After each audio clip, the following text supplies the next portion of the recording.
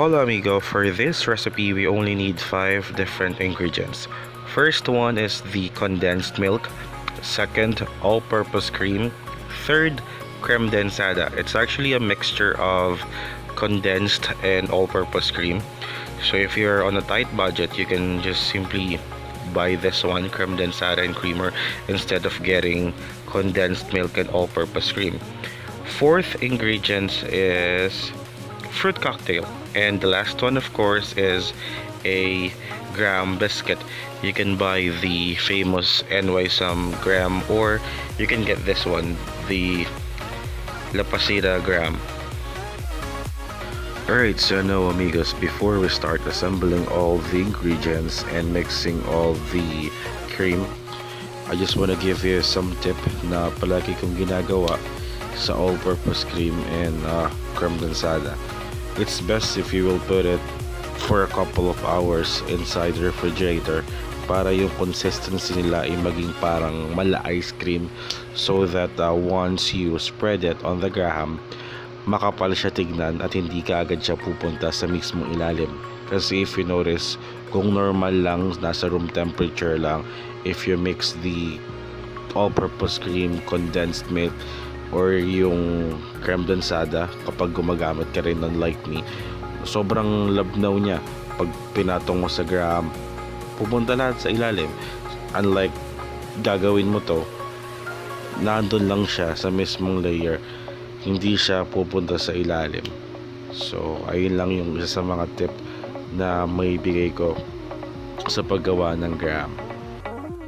So first step is to combine all the wet ingredients like the all-purpose cream, Kremdensada, and condensed milk. You can use an ice cream tub like this or a mixing bowl.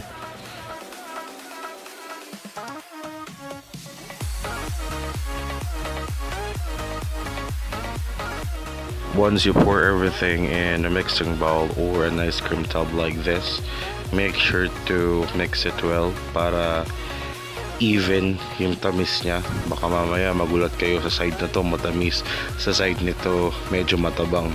Ayaw naman natin na mangyari yung ganun, diba? Just halo lang ng halo. Siguro it will take like 3 minutes or 4 minutes to make sure everything is mixed well. Sobrang simple lang naman ito, hindi naman siya ganun ka hirap, kaya go lang. After mo mix yung all-purpose cream, condensed milk, and Kremdensada, mag-layer ka na ng graham sa tray at i-spread yung mixture like this. O diba, unlike yung room temperature na condensed, all-purpose, and Kremdensada, talagang makikita mo na para siyang ice cream na nag-i-stay lang sa ibabaw ng graham, hindi siya liquidy na napupunta sa ilalim, na parang nababasa lang yung crackers. Kaya mas prefer ko talaga yung ganito eh. Normally tumatagal yung ganun ng 2 to 3 hours ata bago siya kumapal ng ganyan. So after mo na malayer yun, magalagay ka na ng fruit cocktail. Make sure na hindi mo masama yung sabaw. Dapat ganito yung kalalabasan niya. Just continue the process and make sure na mag-iiwan ka ng puwang sa tub, like let's say 1 inch para sa cover nito. So ganito yung kalalabasan niya once natapos mo na yung paggawa ng graham. It depends kung gusto mo ng crushed graham na lagay sa babaw, or like this na merong cream and mixed fruit. Depende na sa yun kung anong trip mo. Tapos syempre ilalagay na natin sila sa freezer. Check na lang natin tomorrow kung ano yung kalalabasan na ito.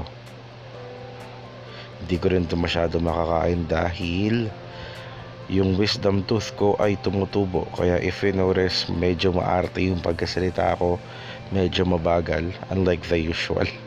Ang hapdi niya talaga sobra. So there's it. Kapag matigas na yung graham na ginawa nyo, pwede na siyang kainin.